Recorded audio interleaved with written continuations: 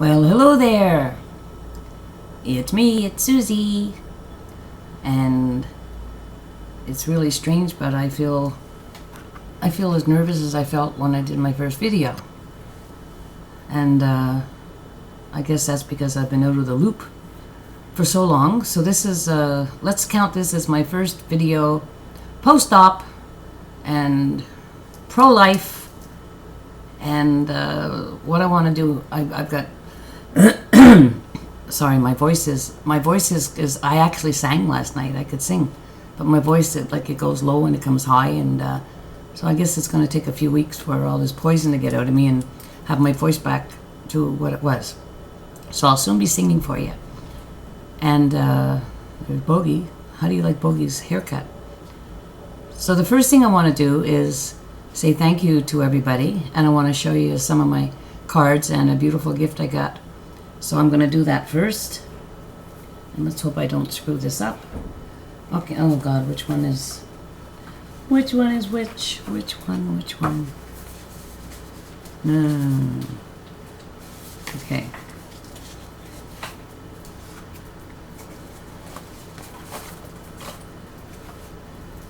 Diana J, and I'll link her channel below. She's a wonderful, wonderful, wonderful gal. She's beautiful. She looks like Elizabeth Taylor. She's got this alabaster skin and long dark hair. Well, she sent me one of the most beautiful makeup bags I've ever seen. It looks black on the screen, but it's a royal blue. And inside of this is an absolutely adorable Diana. I don't know how to thank you for this. My God, I was surprised when I got this. I should have done this before I started the video. Oh, I don't need the box anyway. I should get rid of the box. And she sent me a beautiful, a little a MAC eyeshadow palette. And it's absolutely adorable, and it's all the colors I love. Sorry about my shaking hands, but I'm still not very strong. So it's got the pinks and the plums, and I'm not going to bother swatching. And I'm going to try to keep this video short, but you know me, I'm a yucky box, and so I got this beautiful makeup bag, which is really classy, and I love it. The MAC palette, a mascara, which I'm not going to open right now. It's Lash Discovery by Maybelline. I've never seen this one before. I'm anxious to try it. And I've been and a beautiful MAC lipstick, which I have in my purse because I was wearing it. And some samples. And Diana, I got into this because I'm like when I get stuff, I try to keep everything together. But there was a whole makeup bag full of beautiful products. But the MAC lipstick and the MAC eyeshadow palette, wow! And I just love the makeup bag. It's beautiful. So thank you, Diana. And I've got to read you the card. I'm going to read you the front part of the card. God, I hate putting my glasses on. Hello. I heard you whatchamacallit got all out of whack and discombobulated. Sounds like the way I talk. It's a good thing they have those thingamabobs to fix your doohickey. In other words, get well soon. And then there's a beautiful private message on the inside. So I got a really big laugh out of that, Diana. Thank you so much. And then from the lovely Miss Teddy Bear Rebecca,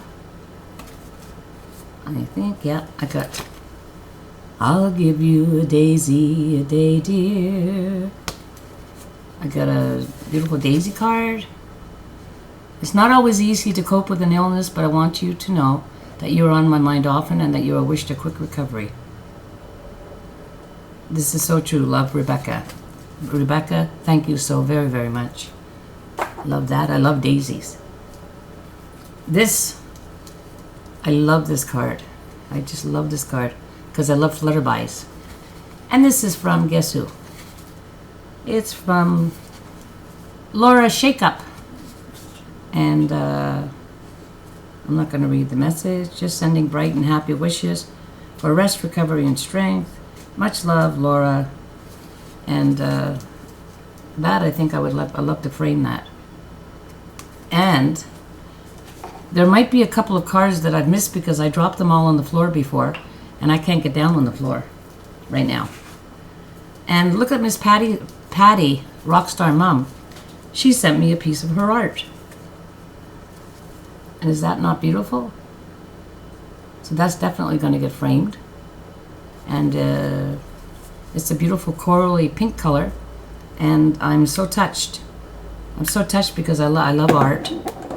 And I got that from Patty, Miss Rockstar Mom. So thank you all very, very much. And if I missed a couple of cards, I'll find them and I'll do them on the next video. Now, before I went in for my operation, how do I put this? I'm not usually a person that goes out and buys a whole bunch of stuff, but I wasn't really sure if I was going to make it through this operation. So what I did, I really ran my credit card up and I bought all kinds of stuff just so I could have it in case something happened. So I've got so much stuff to show you and to review, and I'm waiting for stuff and everything else. I put this on because I want it to be a little bit glamorous, and this is one of the purchases I bought. This beautiful necklace and these earrings. And if anybody wants to buy really beautiful jewelry, and the service is unbelievable, go to Bauble Bar. B-A-U-B-L-E-B-A-R. Bauble Bar. They have fantastic jewelry. A cheaper one is icing, but Bauble Bar, they've got really, really neat stuff. And so I'm not going to show you any products because I'll do that in the next video. And I promised everybody a funny story from the hospital, and I don't know which one to tell. So let's see now. Okay, well, first of all, I was operated on, and my dead kidney had grown into the size of a melon, and it was hard as a rock, so they had to take that out of me, and that was all sort of going through my abdomen and everything. So I'm still very, very sore, but every day I'm feeling better, and I feel so much better because that poison that was going through my body, and I was on so many antibiotics. I don't get all dizzy when I move my head. I'm starting to be able to walk more, and I feel wonderful. I feel wonderful, and the pain will go away day by day, and I want to thank you all again so very, very much for your prayers, because I really do believe in the power of prayer, even if I do have trouble with religion. Okay, so a funny story. I've got so many of them. Okay, first of all, on my hospital chart, it's marked as of, I don't know, 5 years ago. Allergies. I always joke and I put alcohol in men. But the big allergy I have is Demerol. I go absolutely bonkers bananas on Demerol. And the other one was an epidural. And I had an epidural about 45 years ago when I had my first son. And I just know it did something wacky to me. Well, I had both. I had the epidural before the operation. And that was a nightmare. But then they had me on Demerol, which they shouldn't have done in the first place. But anyway, so I had visitors who came to see me. I don't remember seeing them. I had a long telephone conversation with Kelly McKelly. Don't remember at all. My daughter-in-law came in to tell me all about her new friend. Because her and my son have split up a couple of years ago. I don't remember her visiting me. I don't remember half the people that visited me. But I do remember being in the intensive care unit, and about, I don't know how many, but almost every nurse came to see me, the male nurses and the female nurses. And I was laying there on this thing. I was laying on some kind of a blown up mattress thing with these things flopping around my legs so I wouldn't get blood clots. And it was like pulsating my legs, and it was going flap, flap, flap, flap. And I was like this. And when they do a kidney operation, they fill you up with gas. So after my operation, I looked like I was 18 months pregnant. I really did. I had this huge stomach. I looked like Andy Capp, if anybody knows who Andy Capp is. So there I am with this big hellish belly sticking out, full of gas, and my two shoulders were killing me, and my arms were flapping like a seal. So you can picture me laying on this mattress thing with these things wrapped around my legs, and my arms going like this, and I looked delightful. I remember asking for my makeup bag. I was so embarrassed. Everybody came to see me. I had no makeup on. My hair was a bloody mess because I do have hair. My hair was a mess. I just didn't want anyone to see me. And doesn't my son bring his new anyway, my son brings his new girlfriend to see me while I'm in intensive care. And I hadn't met her before. Well, not really. And I said, oh my God, and she brought me flowers, and she didn't bring a vase, and anyways, it was really funny. So basically the first week I was there, I don't remember too much. I just remember a lot of pain and a lot of being stoned out of my head, because I was given a needle, I think, every 3 hours. But I think one of the funniest things is the night I was captured by a submarine crew. And this would have been on the Thursday night before I left, which was on a Friday. And they needed the rooms, so they put me in a solarium because they thought I was leaving the day before. Like, Quebec hospitals are totally insane. If they would have had their way, I would have been out of that hospital 3 days after the operation. Because the medical system here is so short of doctors, overcrowded with patients who can't get doctors, and the emergency room looks like an animal house. So it's just like an assembly line. They want to get one patient in and another patient out. So they didn't know what to do with me, so they put me in the solarium. And I was in the solarium, which was a round room with no phone or anything, so I had no phone for 2 days. But even when I had a phone, I don't remember the phone conversations I had.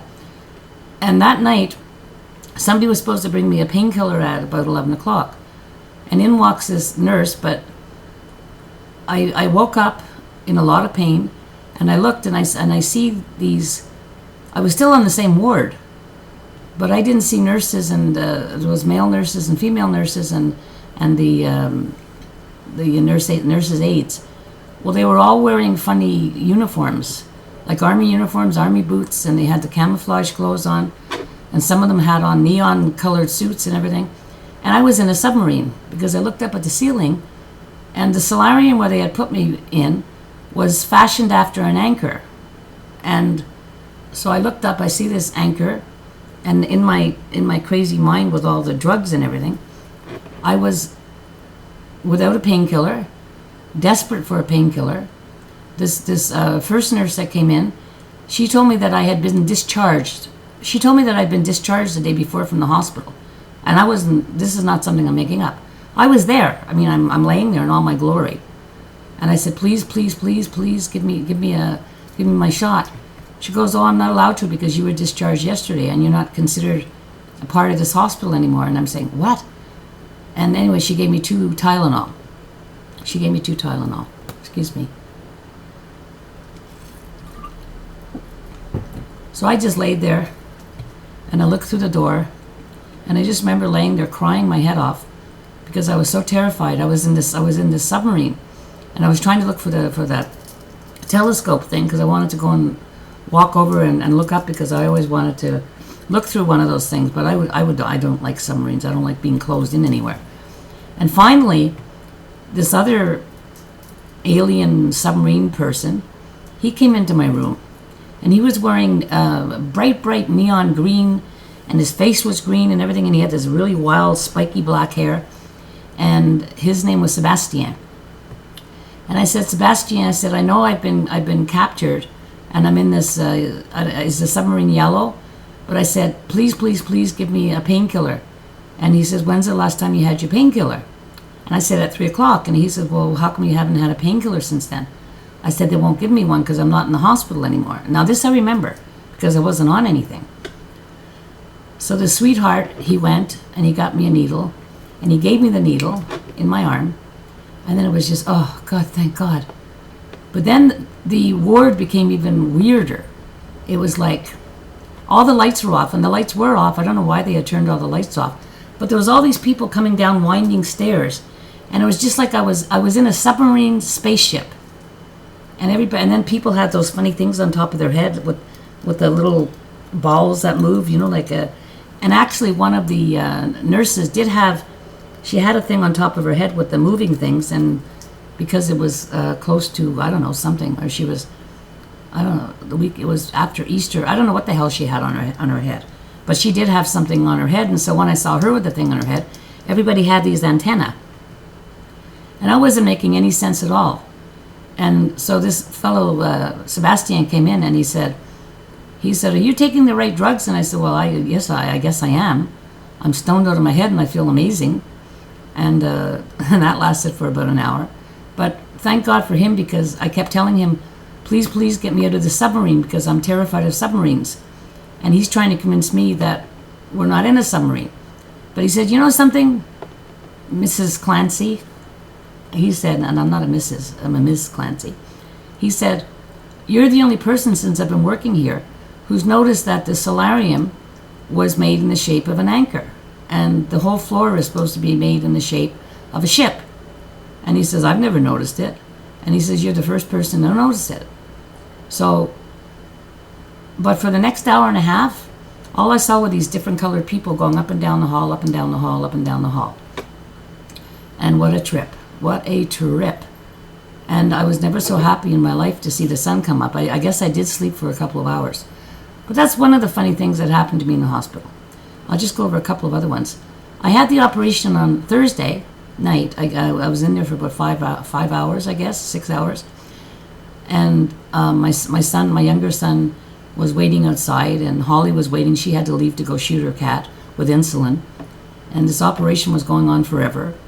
And what was I going to say? The operation was going on forever. Oh, God, what was I? Darn. I was going to tell you something funny. Shoot. Oh, God. I don't remember. I don't remember what I was going to say. Okay, the operation was going on. I don't know.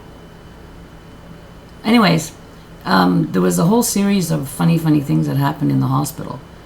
And the whole reason for that was because I was on Demerol, and they finally realized, after I was out of the hospital, that this woman, this gal here, should not be on Demerol. And even when I came home the first weekend, I was on Demerol, and I was like, ugh.